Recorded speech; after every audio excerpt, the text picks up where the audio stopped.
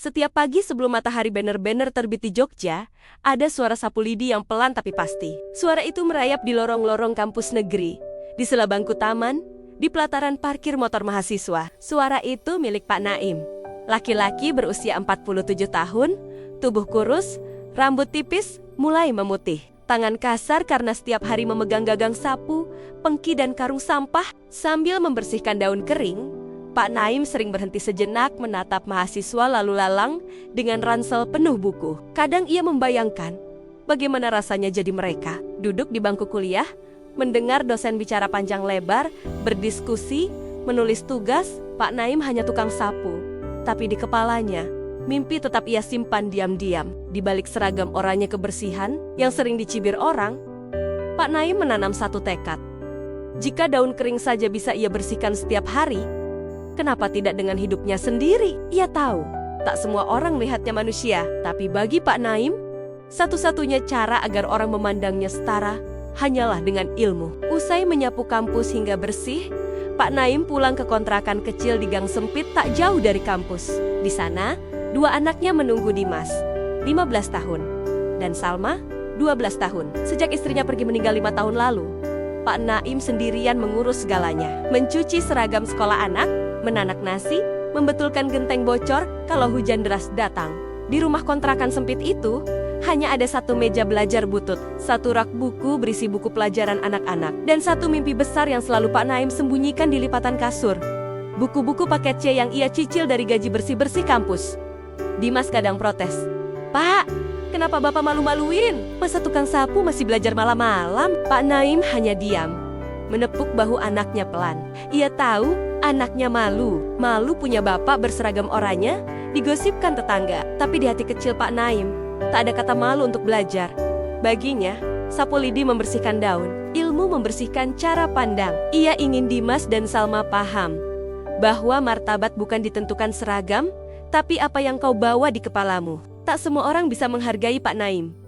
Setiap sore, saat ia membersihkan sampah di pinggir trotoar depan kampus, sering terdengar bisik-bisik mahasiswa, "Pak, sapu jangan deket-deket motor saya ya." Ada juga yang sengaja melempar bungkus rokok ke jalan, lalu pura-pura tak tahu. Pernah satu malam, Dimas pulang membawa wajah masam.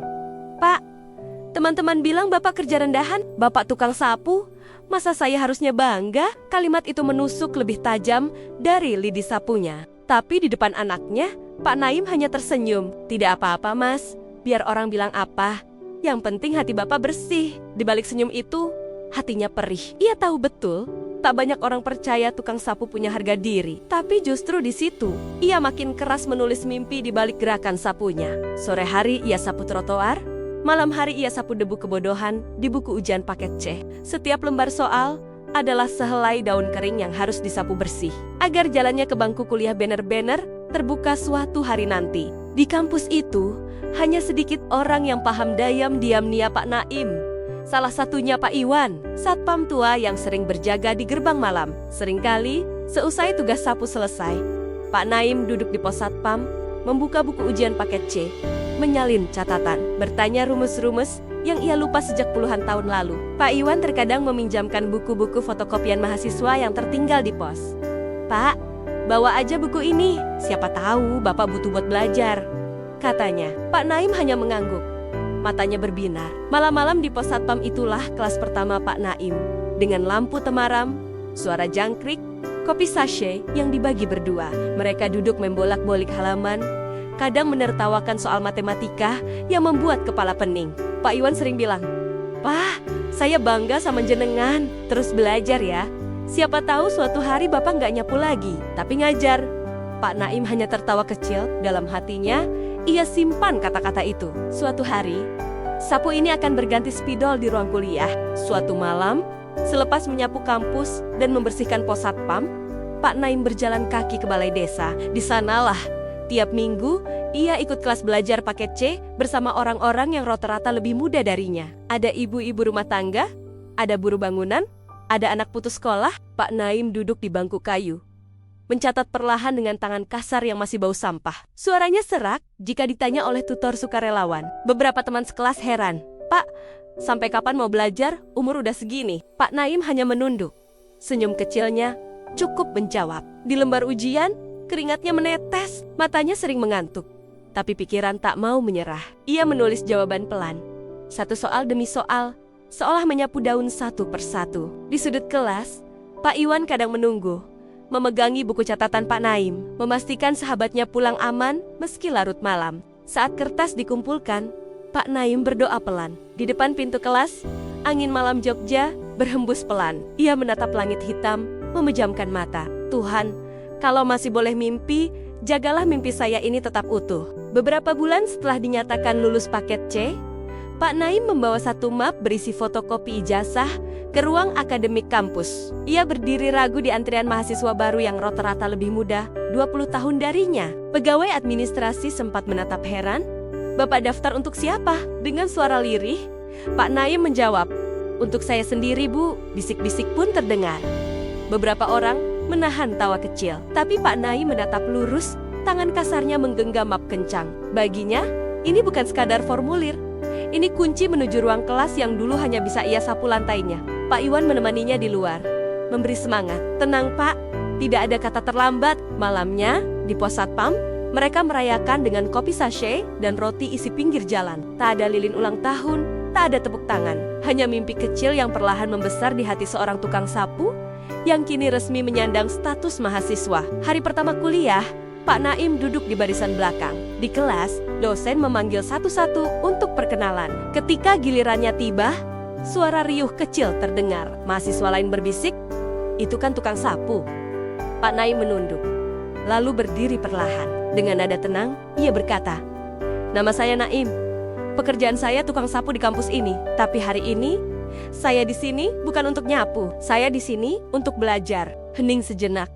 Beberapa mahasiswa terdiam, ada yang tersenyum kagum. Sejak itu, Pak Naim rajin datang kuliah. Sepulang kuliah, ia ganti baju oranye dan kembali sapu jalanan kampus. Beberapa dosen memberi buku referensi bekas. Pak Iwan tetap rajin membawakan kopi di pos satpam.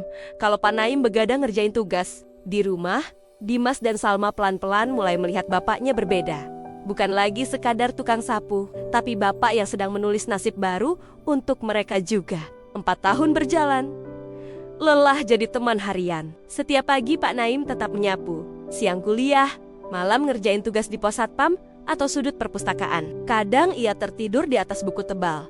Kadang hanya sempat makan mie instan di warung pinggir jalan. Saat wisuda tiba, Pak Naim berdiri di barisan mahasiswa terbaik. Seragam oranye diganti jas pinjaman. Di kursi tamu, Dimas dan Salma menatap bapaknya dengan mata berkaca-kaca. Dulu mereka malu.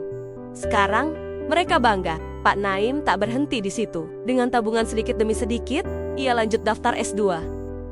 Pak Iwan kembali mendukungnya. "Sikat habis, Pak. Jangan tanggung mimpi." Kali ini, mahasiswa baru memanggilnya Pak, bukan karena seragam sapu, tapi karena hormat pada perjuangan. Beberapa tahun kemudian, kampus yang dulu lantainya disapu Pak Naim, kini menulis namanya di daftar dosen tamu. Dengan jas alma mater rapi, spidol di tangan, Pak Naim berdiri di depan kelas, menatap barisan mahasiswa. Barisan yang dulu pernah menertawakannya. Suara sapu diganti ketukan spidol di papan tulis. Di antara slide presentasi, Pak Naim selalu menyelipkan satu kalimat. "Ilmu tidak memandang baju, tapi semangat di balik baju itu." Mahasiswa mendengarkan dengan hikmat. Beberapa bahkan mendekat usai kelas, minta tanda tangan di bukunya, minta cerita bagaimana tukang sapu bisa berdiri di podium dosen. Dan di setiap langkahnya pulang, Pak Naim tak pernah lupa mampir ke pos satpam, menyeduh kopi, bercerita pada Pak Iwan bahwa mimpi paling keras kepala adalah mimpi orang biasa yang tak mau berhenti jalan. Hari ini, di rumah kontrakan yang masih sederhana, Pak Naim duduk bersama Dimas dan Salma.